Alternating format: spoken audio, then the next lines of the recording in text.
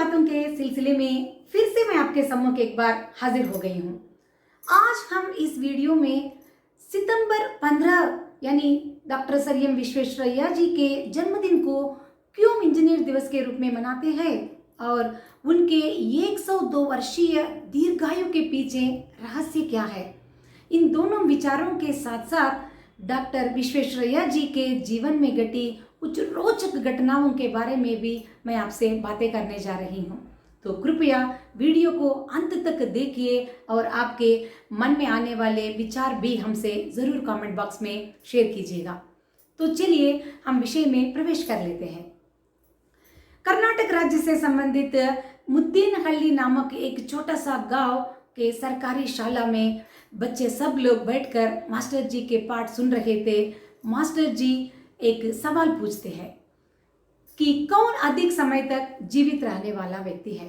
तो बच्चे अपने अपने मन में आए उत्तर दे रहे थे। कोई कहने लगा कि डॉक्टर, या तो वैद्य, या तो लॉयर, संत, जैसे अनेक भिन्न भिन्न उत्तर बच्चे देने लगे। तो उनमें से एक लड़का खड़ा होकर मास्टर जी से कहने लगे कि हम में से कौन अधिक समय तक जीवित रहता है यह तो पता नहीं, बल्कि उस कोने में बैठे हुए जो दुबला पतला लड़का है वो तो मात्र 10 साल जीवित रहता है। ऐसा कहकर हंसने लगा। सब लोग उस उत्तर को सुनकर ठहाके मारते हुए उस दुबले पतले लड़के की तरफ देखते हुए हंसने लगे। बस वह लड़का मात्र शांत भाव से बैठकर सब बच्चों की तरफ देख रहा था और मास्टर जी की बातों को सुन रहा था। तो वह लड़का था डॉक्टर सर एम विश्वेश्वरैया यानी मोक्षगुंडम विश्वेश्वरैया, जो बाकी विद्यार्थियों की तुलना में अधिक समय तक जीवित रह पाए। और 102 वर्षीय दीर्घायु के पीछे रहस्य के बारे में विश्वेश्वरैया जी से पूछने से वे बताते थे कि वे कभी भी जीवन में जिम नहीं गए थे या तो सिक्स पैक बनने की सोच भी नहीं रखते थे। योगा क्लासेस भी वे कभी भी नहीं गए थे, मगर वे सिर्फ रोजमर्रा जीवन के लिए जितना व्यायाम चाहिए था वे करते थे। वे कर्मयोगी बनकर कड़ी मेहनत करते थे। अपने काम को वे अधिक महत्व देते हुए समय पालन करते थे। बस यही उनके दीर्घायु के पीछे रहस्य के रूप में डॉक्टर सर एम विश्वेश्वरैया जी कहते हैं। कितनी सुंदर बात है ना। और एक छोटी सी घटना मैं उनके जीवन से संबंधित आपके सम्मुख रखना चाहती हूँ। पढ़ाई होते ही वे असिस्टेंट इंजीनियर के रूप में वे नौकरी पा लेते हैं और हर जगह जहाँ भी वे काम करते थे वे अपना मन लगाकर इतना उत्तम प्रदर्शन वे करते थे कि उनका तनख्वाह और उनको बार बार पदोन्नति भी ज़्यादा मिल रही थी बाकी लोगों के मुकाबले में। यह तो साधारण सी बात है कि उनसे भी ज़्यादा अनुभवी लोगों के लिए तो यह जलन का कारण बन गया था। और जहाँ जहाँ उनको एक ऐसा वातावरण मिल जाता था तो वे वहाँ इस्तीफा देकर दूसरी जगह वे नौकरी करने के लिए जाते थे। और एक बात विश्वेश्वरैया जी के जीवन में अगर आप गौर से देखें तो वे कहीं पर भी नौकरी करने के लिए जाते थे तो पहले दिन ही वे अपने कोट में एक रिसिग्नेशन लेटर अपने जेब में रख कर जाते थे कि यह उनके एरोगेंस या गर्व के अहंकार के लिए प्रतीक नहीं, बल्कि उनके आत्माभिमान का एक प्रतीक के रूप में हम कह सकते हैं। या तो उनको अपने काम के प्रति जितनी जिज्ञासा है या काम के प्रति इतना अटूट विश्वास था वो भी दर्शाता है। और एक बार वे इंजीनियर के रूप में काम करते हुए एक सरकारी की काम के द्वारा वे गांव में जाते हैं और गांव में शाम होते ही बिजली ना होने के कारण सरकार का जो काम का जो नक्शा उनको करना था तो वे एक मोमबत्ती जलाकर वे सरकार का जो नक्शा को डिज़ाइन कर रहे थे। और कुछ समय के बाद वे मोमबत्ती को बंद कर देते हैं और तुरंत एक नया मोमबत्ती लाकर जलाकर एक किताब लेकर पढ़ने लगते हैं।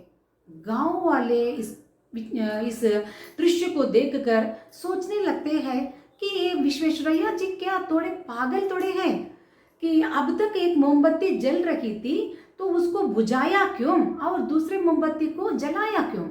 तो उनमें से एक व्यक्ति पूछ ही लेता है कि आप क्यों ऐसा करते हैं। तो विश्वेश्वरैया जी कहते हैं कि अब तक नक्शा बनाते समय जो मोमबत्ती मैंने जलाया था वो सरकार द्वारा सरकार काम करने के लिए दिया हुआ मोमबत्ती था, तो मैंने उस काम के लिए उसे उपयोग किया। अब मैं किताब पढ़ रहा हूँ जो मेरी निजी वृद्धि के लिए या तो मेरे निजी कार्यक्रम है, ये तो मेरा पर्सनल है, तो इसलिए मैं अपना मोमबत्ती जलाकर पढ़ रहा हूँ। बस इस इतनी छोटी सी घटना अनेक लोगों के दिमाग में अगर घुस जाए तो भ्रष्टाचार नामक एक शब्द को हम हमारे देश के इतिहास से मिटा सकते हैं, है ना। तो 2 दिन से पहले अखबार में एक विचार पढ़ते हुए मैं बहुत दुखित हो गई। बेंगलुरु में कमर्शियल स्ट्रीट एक बेंगलुरु का हृदय भाग कहे तो आश्चर्य की बात नहीं। बेंगलुरु को नवीनीकरण करते समय पहले कमर्शियल स्ट्रीट को नवीनीकरण कार्यक्रम के अंतर्गत सड़कों का पुनर्निर्माण करने की काम चल रही थी, और बस गणेश चतुर्थी के 2 दिन आसपास के समय में जो आई बारिश 4-5 बारिश के द्वारा सड़कों की स्थिति आज इतनी बदतर हो गई है। पहले के मुकाबले में सड़कें बहुत गंभीर स्थिति में आज है। बस यह आपको सूचित कर देता है कि कितनी गुणवत्ता से हम काम कर रहे हैं, या यह काम के अंतर्गत भ्रष्टाचार की जो मात्रा कितनी हद तक मिल गई है ना।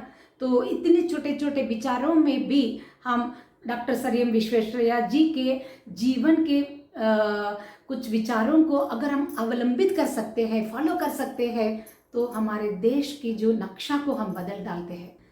विश्वेश्वरैया जी कहा करते थे, भारत देश को प्रगतिशील देशों के सूची में रखने के लिए कुछ खास करने की ज़रूरत नहीं है, बल्कि हमारे देश में रहने वाले हर व्यक्ति अपनी तरफ से काम करेगा या तो कर्मपथ पर जाएगा तो खुद हमारा देश प्रगतिशील देशों की सूची में एक बन जाएगा। विश्वेश्वरैया जी कहते थे, भारत में आलसियों की संख्या अधिक है, जबकि जनसंख्या के रूप में हमारा देश द्वितीय स्थान पर आ जाता है, मगर आलस्य के कारण अनेक लोग ना तो काम करते हैं या तो करते भी हैं तो भी वो देश के हित के लिए नहीं। तो ऐसे समय पर हर एक व्यक्ति को अगर वे कर्मपथ पर जाए तो हमारा देश जापान से अधिक तरक्की कर सकता है। तो विश्वेश्वरैया जी के सरल स्वभाव और हंसमुख और निरहंकारी स्वभाव को हर एक व्यक्ति के लिए एक आदर्शप्राय लक्षणों के रूप में हमें अपनाना होगा। और विश्वेश्वरैया जैसे दर्जन लोग अगर भारत में पैदा हो जाए तो भारत का रूपरेखा नक्शा ही बदल जाएगा। और इसी उत्तम विचार के साथ मैं इस वीडियो को इधर समाप्त करती हूँ। अगले हफ्ते एक नए विचार के साथ मैं आपके सम्मुख आ जाऊंगी।